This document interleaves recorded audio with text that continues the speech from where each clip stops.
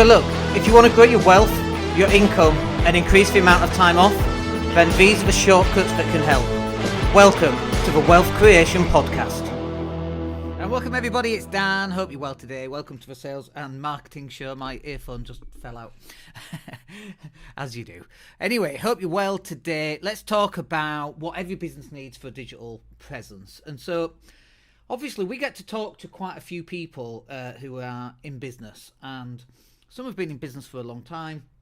Some people are just kind of getting into business, and actually recorded a video about this earlier today. But the way that we do business today, 2024, and this decade, I suppose, is vastly different than the way that we did business just 10 years ago, and completely and utterly different than the way that we did business 20 years ago in 2004. I mean, God, they were the happy days, weren't they, before it all went to shit, basically. But the way that we do business and the way that we market and the way that we generate cash flow and income has dramatically changed over the last 10, 20 years. Even the last 5 years has changed a lot. The way that we used to do videos, for example, that's changed tremendously in just 5 years' time. And people think that you need a massive amount of footage or video copy to actually get out there and to make it look half decent, and you don't really. The key really is about you staying in front of people as much as possible, so that when they have an interest in what you do, they can then go and buy whatever it is that they want to buy from you, who happens to be the service or product provider. But in order to do that, you need a website. And people go, oh, well, no, I don't need a website, I need a Shopify store. Okay, Shopify store and website's kind of the same thing. But I don't really see the point of having a Shopify store if you're selling Amazon type stuff anyway. There's no traffic going to a Shopify store, but if you upload your product to Amazon, it's already got pre-made traffic already. But if you're a service type company, like for us, for example, we're a service type company, you've got to have your own store, your own website. It doesn't matter what that website is, you've just got to own it. You've got to own your own piece of real estate, your own piece of digital land. And the idea here is that you drive traffic to that piece of land, to that billboard in the ether, which is your website effectively. And then the idea, once you've got people from socials onto your website, is that you should be doing the call to action, the next simple step. And we'll talk about that, and we'll go into a bit more detail about that later on. But the key really is that you've got to have a website. One of the massive things about having a website, and one of the really important aspects of having a website, is the amount of credibility that it actually builds for you and your business. And if you want to demonstrate your credibility, certainly things like live streaming, for example, explaining how your product and service works, talking about whatever it is that you happen to do, like that will help you establish some credibility. And then ideally you want to take that footage or that video or that image or whatever it is, that long form piece of copy that you've written on Facebook, you want to take that and then you want to embed that onto your website, and you want to drive traffic back to your website. And so this is really, for us, this is key. We talk to a lot of people in all sorts of different industries, and usually, it's not the same for every industry, but usually 99% of the time we want to drive traffic from socials back over to the website, because the website is where the transactions are going to take place. And the transactions will take place once you've got credibility on your website as well. So I was having a conversation on Facebook chat just this morning, actually, and it was about do they turn off their socials because there's not a lot of content going out on socials right now, so do they remove that from their website? And I'm like, no, let's fix the problem, which means get some content going out on socials instead of kind of putting a plaster over it and pretending it's not there and pretending it's not a problem. You've got to face it head on, and you've got to get content onto your socials and then drive traffic back to your website. And so you've got this idea of credibility, and especially in 2024, I mean, it's the 2nd of May today, so it's local elections in the UK. The amount of credibility that politicians have is so low, probably the lowest of all time in recorded history. It's so bad. Nobody trusts anybody anymore. There's no honesty anymore. It's so easy just to lie. And just say things that are completely and utterly untrue. And even though things are fact-checked, just doesn't matter. They just keep saying the same lie over and over and over again. And it's just bullshit, right? And so you've got this massive lack of credibility in this year and as we move forward. And if you can be the person that stands out and shows how credible you actually are comparatively to your competitors and other people in the marketplace, then you're going to stand out. And it's actually one of the biggest pieces of feedback I get is, oh, when people meet me face to face, they're like, oh, you're just like you are on your podcasts. And I'm like, yeah, I don't change. I am who I am on stage, on a podcast, with my mates at the pub, Mojito Fridays, whatever, right? You have to be the same. You have to be authentic all the way through. And that will help you. But there's no point in being authentic if you're as authentic as hell, but you've got nothing to do with that traffic. You've got to be driving traffic back to your website. And then from your website, hopefully you'll get them onto the call to action or the next simple step, which we'll talk about later on. So in order to drive traffic then, you've got to have a good social media presence. And most people haven't got a good social media presence. They post when they feel like posting. Well, that's not going to work, is it? It's like going to the gym when you feel like going to the gym. Well, I never feel like going to the gym, so you're never going to go, right? So once you kind of get rid of choice as being an option and you go, okay, I'm going to go to the gym every single morning, 8 a.m, whether I like it or not. That's where I am right now. Guess what happens? I go to the gym every morning, 8 o'clock, and it works, right?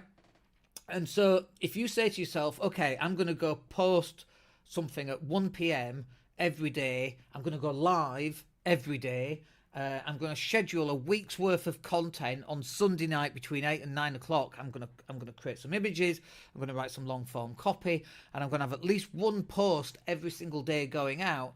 Then you're starting to build some credibility on your socials. Then you're going to find it much easier to drive traffic back to your website. And then guess what? You're going to find it much easier to actually sell whatever it is that you happen to sell. So I've got an example then. We've got a company that we just took on about a month ago, actually. So we've had a full month with them in the month of April. And I'm just comparing January, February, March and April's views. So like website visits in January was 7,500, February was 5,500, and for they had 10,500. So like instantly an extra 25% above their best popular over Christmas. And so in January, there's always a lot of demand for that particular product. People need to know how to use it. So January is always very, very busy for them. And we beat that traffic website-wise by 25%. And how did we do that? So let's just have a look here. We run Google ads for them. So in January, 42% of all traffic came from Google ads. In April, that was 64%. So a massive jump up there because we're running some really good Google ads for them. In February, that was like 35%. In March, it was only 16%. So a massive jump on Google. When we look at actual website impressions, is it website impressions? I'm just looking at my other screen that you can't see here because I can't share this. But yeah, if we look at Facebook impressions, that's always a good one. Facebook impressions in January was 5,500. In February was 2,500. In March was 1,800. And then since we've been working with them in April was 13,000. So you could add up all of the last January, February, and March is about 12,000. So April was 13,000. So for April, we absolutely blew it out of the water. Let me have a look. TikTok views, for example, they didn't have a TikTok channel. They got 11,000 views, 295 TikTok followers, which they didn't have before. YouTube impressions on YouTube, they were getting about 1,000. Now they're getting 8,300. And all of this is because we've been posting on social for them. And because we've also been running some very good Google ads. But the Google ads are separate. And so when we're talking about percentage coming from Google ads, obviously that's a massive jump up. But that's not to detract from the amount of work that's gone into the socials. It's always a balancing act. And when you shove out a lot of very good Google ads and the cost per click has come down and so on, because we know what we're doing, when you shove a lot of that out, obviously the percentage is going to increase in terms of traffic from Google ads and your Facebook will decrease. But the overall amount of views as you can tell, where was that number where we Facebook impressions 13,000, whereas in January it was only 5.5. I mean, just for I mean, think about this, right? So in January, 42% of all traffic came from Google, and in April, 64%. That's bearing in mind that in January they only had 5,500 Facebook impressions, and in April they had 13,000, nearly 3 times the amount. So, like, if you imagine all of that in terms of actual web impressions, that's gone up phenomenally. You know, just a huge amount of website impressions, then clicks through to the website. I'm just looking, by the way, if you can see number of page views. Yeah, so page views in March was 8,700, and in April it's 35,000. I mean, it's just, this is the difference, okay, between having, for example, Google ads and a really good and consistent social media campaign versus not having all of those. It's a game changer, and this is why you should be investing in your socials. People, you know, they ignore it. They get the car stickered up, and that's really fine.